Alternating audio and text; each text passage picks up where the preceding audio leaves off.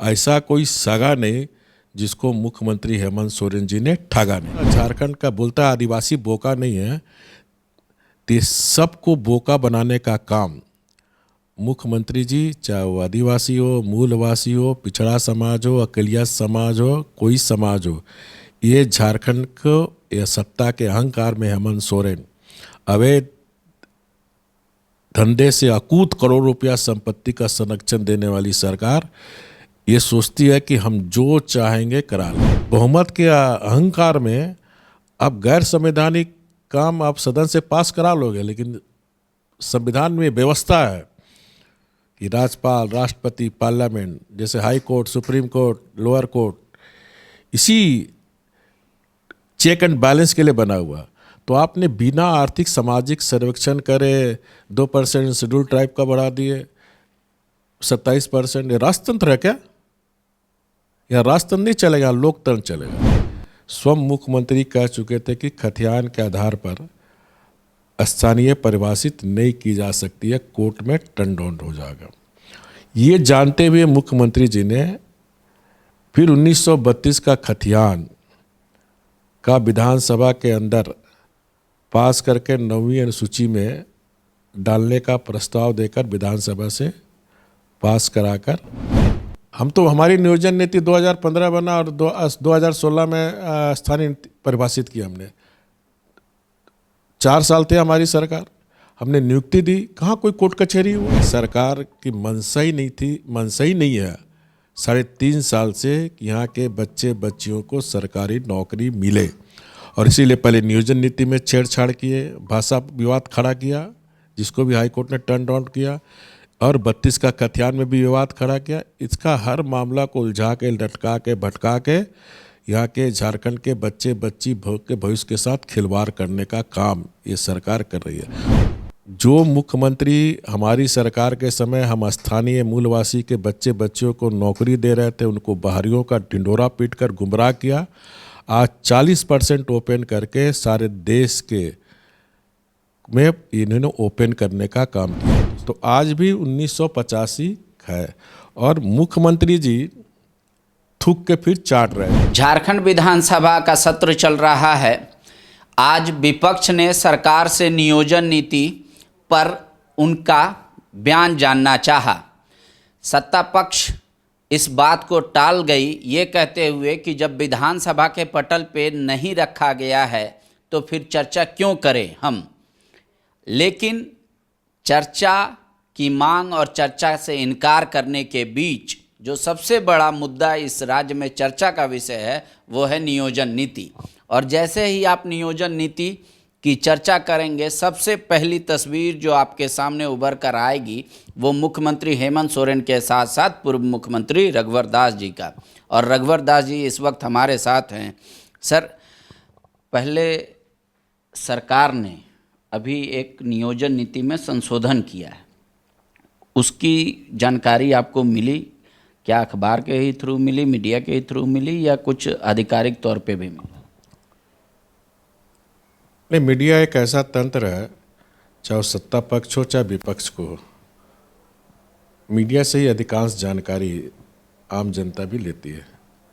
तो मीडिया से ही जानकारी प्राप्त हुई कि 2015 में जब भारतीय जनता पार्टी की सरकार, एनडीए की सरकार थी, तो 14 वर्ष के बाद हमारी सरकार गठन होने के बाद 2015 में हमने नियोजन नीति बनाई। और उस नियोजन नीति में गठन के राज्य के 14 वर्ष बाद पहली बार जो हमारे झारखंड के 9 जनजाति भाषा है उसको राज्य कर्मचारी चयन आयोग के स्तनक के नियमावली में, चाहे वो संथाली हो, मुंडारी हो, मुंडा हो, खोटा हो, खो हो, कुड़ुक हो, उससे पहले ये सब भाषाएं नहीं थी जैसे कि नहीं थी।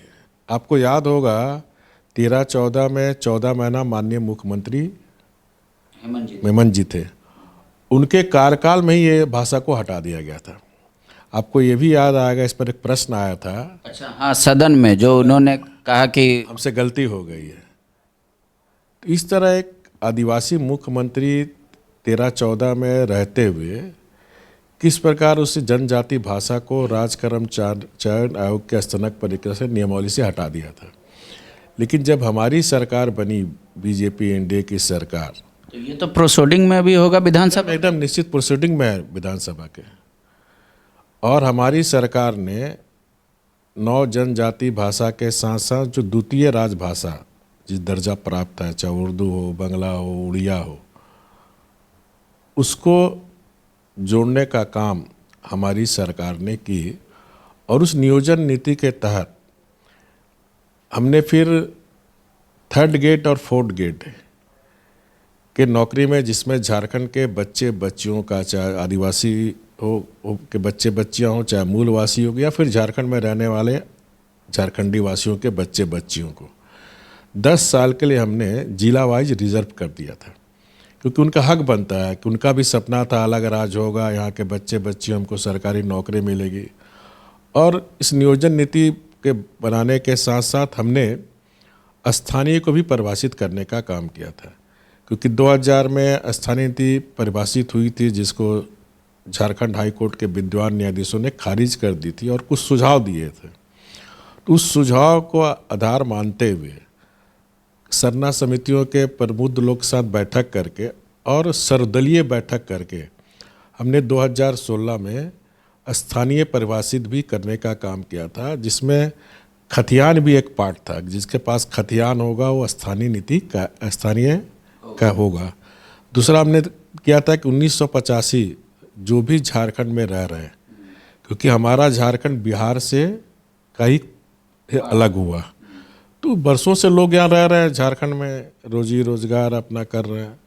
तो इसको ध्यान में रखकर, और भारत का संविधान भी कहता है कि देश के किसी कोने में कोई भी नागरिक जाके बस सकता है, उसको आधार मानते 1985 से हम लोग इस पर प्रवृत्त किया। और इस आधार पर हम लोग ने 1 लाख से ज़्यादा सरकारी नौकरी दी, चाहे 32,000 टीचर की बहाली हो, चाहे 8,000 सिपाही की बहाली हो, चाहे 22,000 दरोगा की बहाली हो, चाहे वनरक्षी की बहाली हो, या फिर बिजली विभाग में 800 कर्मचारी को परमानेंट। वो तो बहाली की संख्या, लेकिन जो नियोजन नीति आपने बनाया, जब जैसे ही हेमंत जी की सरकार बनी, वो कहे कि कोर्ट ने खारिज कर दिया उसको। देखिए, इसकी सरकार बनी, इसने 2019 में ये वादा करके कि युवाओं की सरकार बनाई है।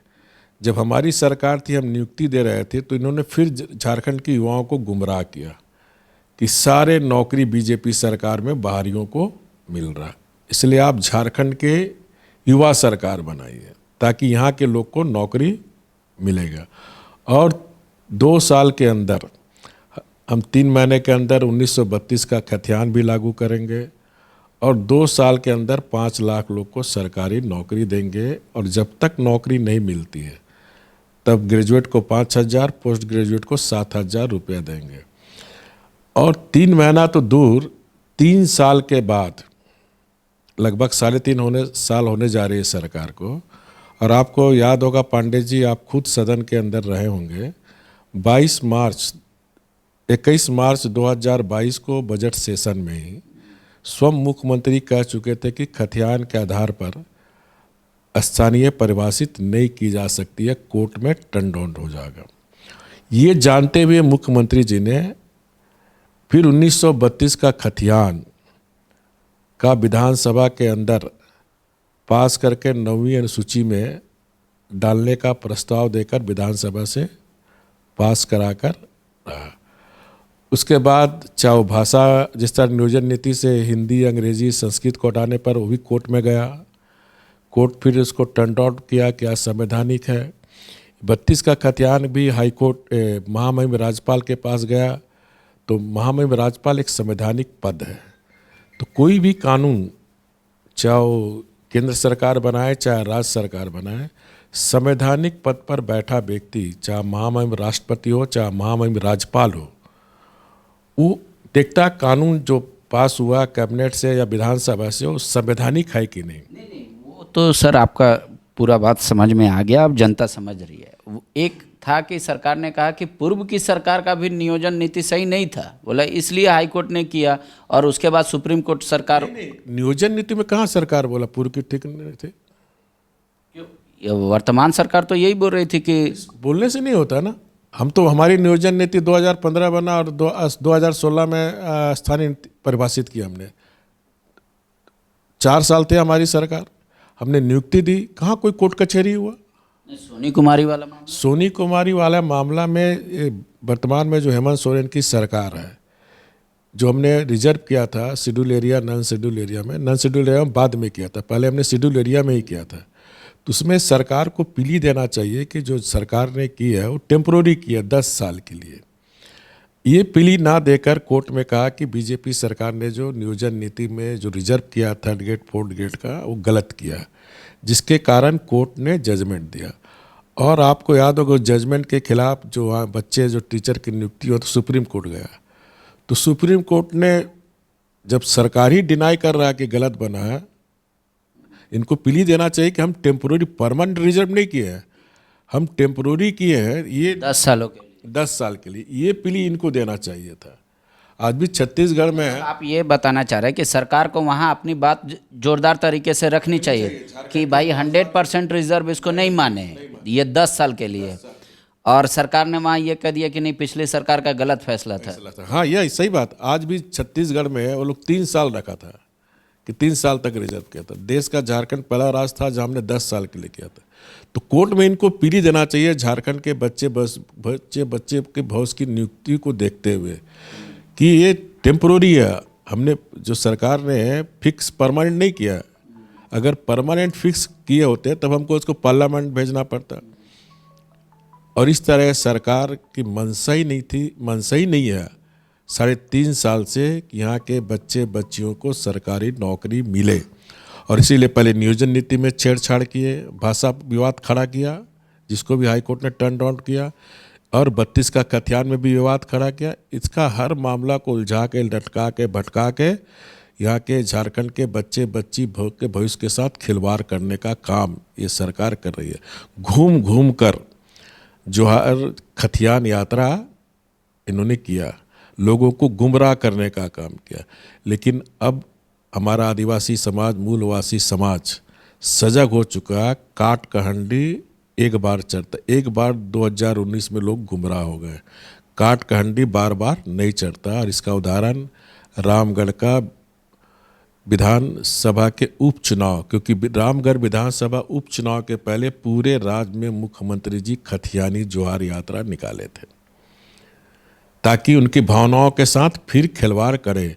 लेकिन मैं रामगढ़ की जनता, झारखंड की जनता को धन्यवाद देना चाहता हूं कि ये सरकार की, ये जो बेरोजगार विरोधी सरकार जो आज राज्य में बैठी हुई है, इनकी मंशा को लोग, चाहे आदिवासी हो, मूलवासी हो, चाहे गैर आदिवासी हो, चाहे झारखंड वासी हो, सब समझ गए। सबको ये ठग रहा।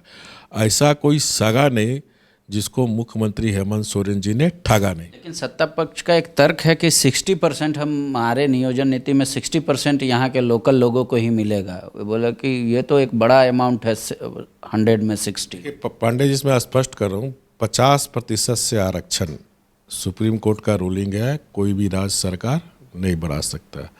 अगर आपको बढ़ाना है तो उसका आर्थिक सामाजिक सर्वेक्षण करके बढ़ा के फिर पार्लियामेंट इसको पास करेगा।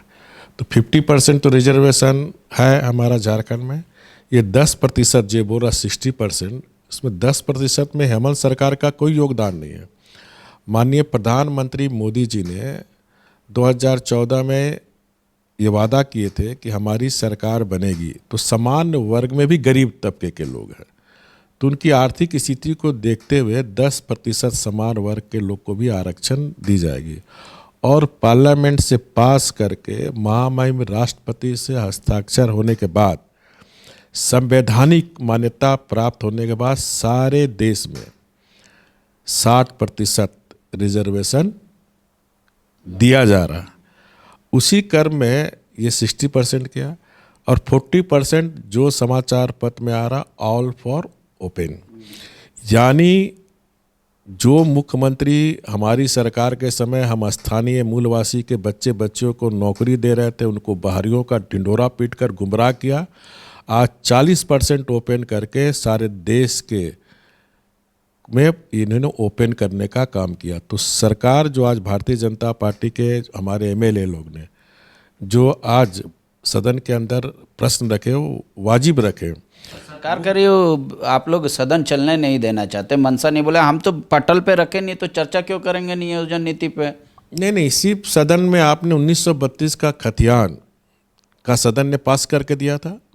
तो सदन को जब सदन चल रहा है तो सदन को ये जानने का अधिकार है, राज्य की जनता को ये जानने का अधिकार है। और चलते सदन के कैबिनेट में ही आपने किया, तो ये सदन को जानने का अधिकार है। और बीजेपी के एमएलए नहीं कह रहा आज ही दीजिए, तो मुख्यमंत्री जी को सदन, क्योंकि मुख्यमंत्री जी बार बार लोग के साथ झूठ बोलकर लोगों को गुमराह कर रहा है, तो मुख्यमंत्री को सदन में आकर स्पष्ट करना चाहिए कि हमने 32 का खतियान हटा दिया है, 60-40 कर दिया है, और 40 या हम पूरे देश भर के लिए ओपन किए हैं, या 40% में भी जो हमने 85 कट ऑफ डेट रखा था, ताकि स्थानीय लोग को 40% में नियुक्ति मिले।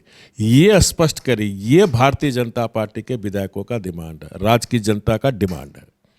अब तो वो 85 का बैरियर भी हट गया, तो अब तो कोई भी भर सकता है भारत का नागरिक कहीं से भी। नहीं, जो मेरी जानकारी है आज तक, क्योंकि 85 कट ऑफ डेट तभी हटता जब 1932 का खतियान का संकल्प निकलता। अच्छा, तो अभी तक तो विलोपित हुआ नहीं है, नया कानून तो बना नहीं, नया कानून तो बना नहीं, तो आज भी 1985 है। और मुख्यमंत्री जी थूक के फिर चाट रहे हैं। जिस तरह भाषा विवाद खड़ा करके 1915 का जो हमारे समय में नियोजन नीति में जो भाषा को हमने कर्मचारी चयन और स्तरक परीक्षा नियमावली में जोड़ा था, उसको फिर जोड़ना पड़ा। उसी तरह ये 40% ओपन पर हम सरकार से मांग करेंगे कि राज्य के हित में चाहे किसी पार्टी की सरकार हो, अगर वो अच्छे निर्णय किए हैं तो 85 कट ऑफ डेट आज भी इस राज्य में लागू है, तो उसको लागू करके ताकि 40% जो वैकेंसी हो यहाँ के झारखंड के बच्चे बच्चियों तो अब एक चीज़ है, सवाल तो ये उठेगा कि रघुवर जी गुस्सा क्यों है। एक तो उन्हीं की पॉलिसी आई, लेकिन उनको हटाने के बाद आई, इसलिए आप गुस्से में हैं, या फिर आपको लग रहा है कि नहीं सरकार बेवजह हमको बदनाम कर दी लोगों के पास। नहीं, गुस्सा मेरा नहीं है, मुझे दुख है कि 3.5 साल से युवाओं की सरकार वादा करके 5 लाख सरकारी नौकरी देकर वादा करने वाली सरकार किस तरह 3.5 वर्ष से झारखंड के नौजवान युवतियों के भविष्य के साथ खिलवाड़ कर रहे हैं। सरकार का तो तर्क है कि ये जो रास्ता हमने निकाला है, अब इससे वैकेंसी धड़ाधड़ निकलेगा, हम जल्दी जल्दी नौकरियां देंगे, जितना वादा किया था वो कोशिश करेंगे पूरा कर दें। नहीं, हम लोग की भी मांग है, लेकिन जो 3rd गेट 4th गेट का, जिसकी आप आदिवासी मूलवासी का ढिंढोरा पीट रहे हैं, उस आदिवासी मूलवासी के बच्चे को अगर 40% ओपन आप कर देंगे तो कहाँ उसका हक मिला। वो ठीक है 50% में 26% जो है आरक्षण उसको मिलेगा। मतलब आपका दावा है कि मुख्यमंत्री ने कुछ नहीं हुआ, भारत का संविधान है और मोदी जी ने 10% दिया, उसी के तहत दे रहे हैं, नहीं तो ये सबके लिए है ओपन। हाँ, 10% तो सामान्य वर्ग के लिए वो भारत सरकार के द्वारा जो पार्लियामेंट में पास हुए हैं उसके अंदर मिला, लेकिन 40% बीजेपी विधायकों का यही डिमांड है। जो 40% पर कैबिनेट का भी निर्णय भी इसमें चुप है कि 40% ओपन फॉर ऑल है, या 40% को यहाँ के स्थानीय बच्चे बच्चियों को मिलने के लिए आरक्षित स्थानीय का परिभाषित 1985 है, या फिर कोई और आप नियम लागू करना चाहता है। ये मुख्यमंत्री स्पष्ट करे। यही मांग बीजेपी के विधायक कर रहे हैं सदन के अंदर, और झारखंड की जनता और झारखंड के हमारे आदिवासी मूलवासी झारखंड के बच्चे बच्चियां भी ये जानना चाहती है कि ये 40%। वो मैं समझ गया, लेकिन एक बात है, कानूनतः रूप से तो अभी भी 1985 है लागू राज्य में। तो अगर सरकार की मंशा होती कि 85 को हम चेंज करेंगे तो वो कुछ ले आती, नया ले आती, तो नया तो ले आई नहीं है, तो फिर उससे डिमांड करना कि आप अभी स्पष्ट कर दीजिए आपकी मंशा क्या है। इसलिए ना, ताकि स्पष्ट करिए और नियुक्ति जल्दी से निकालिए।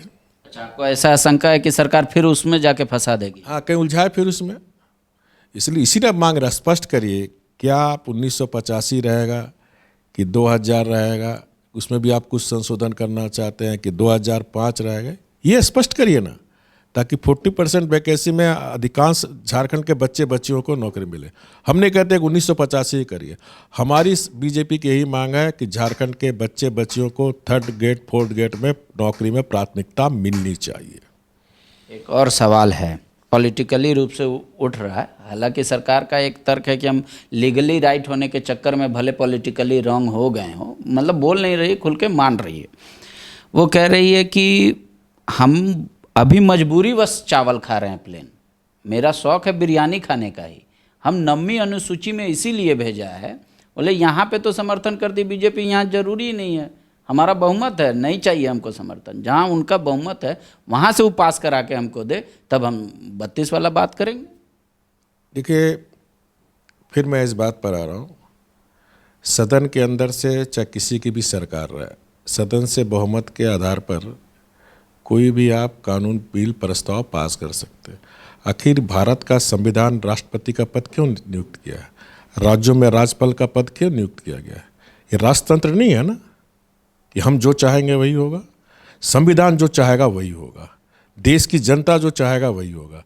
और इसीलिए महामहिम राज्यपाल और महामहिम राष्ट्रपति का पद कि सदन के अंदर से जो भी बिल विधेयक कानून बनता है वो संविधान के तहत है कि नहीं। और जैसे ही महामहिम के पास सदन के द्वारा प्रस्ताव पास गया, महामहिम ने कहा क्या संवैधानिक है ये।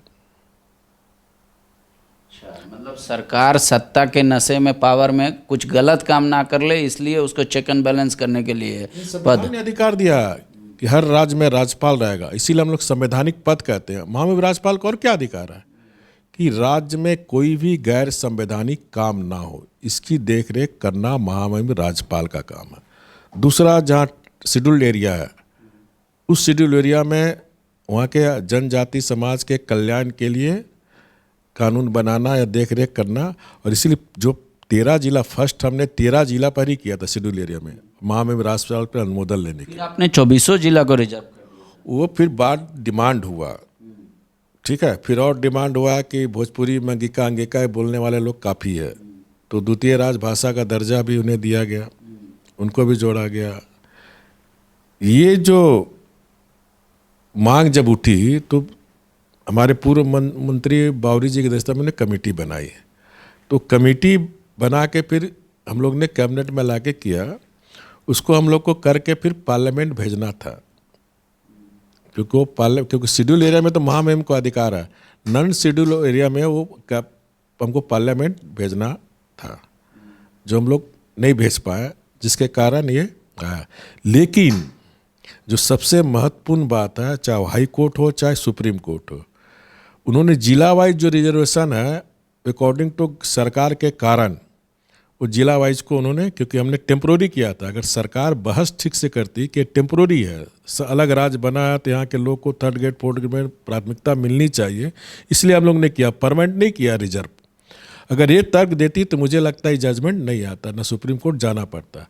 तो सुप्रीम कोर्ट ने भी ठीक है जिला वाइज को खंडन किया, लेकिन स्टेट पर तो आप करिए, और 85 को मान्यता सुप्रीम कोर्ट ने भी दिया, हाई कोर्ट ने भी दिया, उस पर मतलब कोई डिसीजन नहीं है। इसका मतलब एक्सेप्ट किया उसने कि 85 का स्थानीय नीति सही है, लेकिन जो रोस्टर वाइज जो जिला वाइज हम लोग किए थे वो संवैधानिक नहीं है, चाहे गलत है।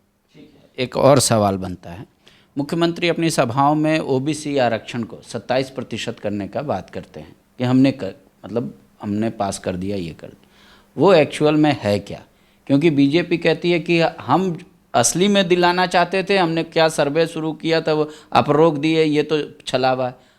आप मुख्यमंत्री थे, ये जो 27% की हेमंत जी बात कर रहे हैं वो, और जो बीजेपी का तर्क है, दोनों में अंतर क्या है? देखिए, जिस तरह 1932 के नाम पर युवा सरकार बनाने के पार झारखंड के बच्चे बच्चियों को इसने ठगा दिया, उसके साथ विश्वासघात किया, 3.5 साल से सरकार हमारे झारखंड के बच्चे के भविष्यों के साथ सिर्फ इसी तरह की समझबाग देकर गुमराह करता रहा और उसके भविष्य के साथ खिलवाड़ करता रहा। उसी तरह 27% आरक्षण इस सर्वविदित है देश में कि 50% से आरक्षण नहीं बढ़ाया जा सकता। अगर कहीं बढ़ना है तो उसका उस पिछड़ा समाज का हो, चाहे ट्राइबल समाज का हो, चाहे एसी समाज का हो, आर्थिक और सामाजिक सर्वेक्षण कराकर उसका डाटा प्रस्तुत करते हुए ही आगे कार्रवाई कर सकते हैं। मैं आपको याद दिलाऊं, एग्जाम्पल देता है लोग तमिलनाडु का, तो तमिलनाडु में भी उस समय हमारे मुख्यमंत्री थे करुणानिधि जी, और करुणानिधि जी ने बाकायदा नियम कानून संविधान के तहत आर्थिक सामाजिक सर्वेक्षण पास कराकर पार्लियामेंट भेजने का काम किया। फिर पार्लियामेंट में पास होने के बाद वहाँ आरक्षण बढ़ने का काम किया। और इसी को ध्यान में रखकर जब मैं मुख्यमंत्री था तो संथाल परगना के 6 जिला में पिछड़ों के लिए रिजर्वेशन शून्य है, खूंटी, सिमडेगा, लोहरदगा, गुमला, उधर कोल्हान में शून्य है।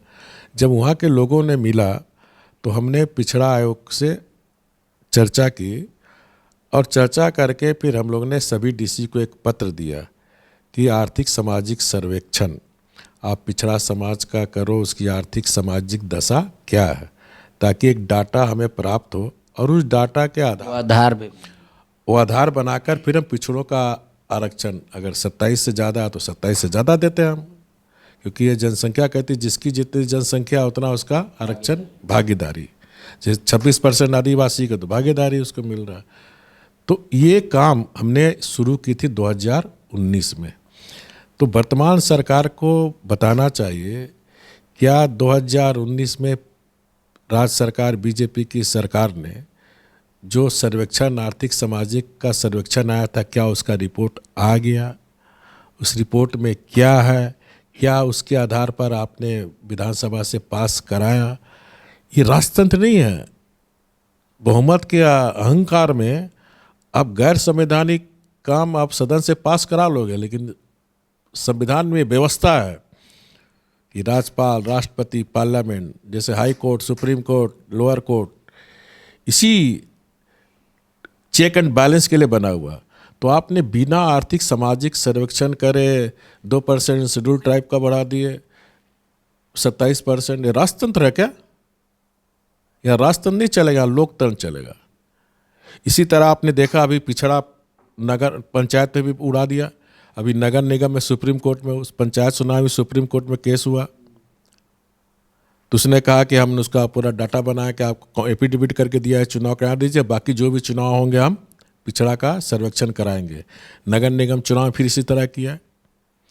तो ये अब ये सबको सोचता झारखंड का बोलता है आदिवासी बोका नहीं है, तो ये सबको बोका बनाने का काम मुख्यमंत्री जी, चाहे वो आदिवासी हो, मूलवासी हो, पिछड़ा समाज हो, अकलिया समाज हो, कोई समाज हो, ये झारखंड को या सत्ता के अहंकार में हेमंत सोरेन अवैध धंधे से अकूत करोड़ रुपया संपत्ति का संरक्षण देने वाली सरकार ये सोचती है कि हम जो चाहेंगे करा लेंगे। लेकिन लोकतंत्र है, कोई भी काम संवैधानिक तरीका से, चाहे 27% आरक्षण हो, चाहे नियोजन नीति हो, चाहे स्थानीय परिभाषित हो, संविधान के तहत ही काम होगा और होना भी चाहिए। सत्ता के गफलत में ये ना रहे और जनता अब इसके झांसे में आने वाली नहीं है। ठीक है, एक आखिरी सवाल ले लेते हैं आपसे। आप कहते हैं कि सरकार आदिवासियों को मूर्ख बना रही है, पिछड़ों को मूर्ख बना रही है, तो वो क्यों करेंगे? वो तो सरकार कह रही है कि हम पिछड़ों के ही सरकार हैं, हम आदिवासियों की ही सरकार है, तो उनको क्यों ऐसा करेगी? उनका उत्थान तो वो करेंगे। देखिए, आदिवासी, मूलवासी, पिछड़ावासी हम बात नहीं करते, हम बात करते हैं झारखंड की 3.25 करोड़ वासियों की। हम समाज को बांटने की राजनीति नहीं करते। भारतीय जनता पार्टी जब भी सरकार बनी राज्य में, चाहे आदिवासी हो चाहे गैर आदिवासी हो, 3.25 करोड़ जनता की चिंता करते हुए सबका विकास, सबका साथ, सबका प्रयास और सबका विश्वास लेकर हमने 5 साल सरकार चलाई डबल इंजन की। मैंने कहा ना, 14 साल तक तो मुख्यमंत्री हेमंत सोरेन जी भी थे, गुरु जी भी थे, बाबूलाल जी भी थे, अर्जुन मुंडा जी भी थे। इसी अर्जुन मुंडा की सरकार ने स्थानीय नीति परिभाषित नहीं करने के कारण गिराकर मुख्यमंत्री बना और बोला 3 महीने के अंदर स्थानीय नीति परिभाषित किए। 14 महीना हो गया, बल्कि जनजाति भाषा को इसने कर्मचारी चयन की परीक्षा से बाहर निकालने का काम किया। तो 14 साल में पहली बार भारतीय जनता पार्टी की सरकार, जो आदिवासी हो चाहे गैर आदिवासियों की भेदभाव ना रखते हुए 3.25 करोड़ झारखंड वासियों के हित में हमने 9 जनजाति भाषा को कर्मचारी चयन के परीक्षा में जोड़ने का काम किया, फर्स्ट टाइम। शुक्रिया।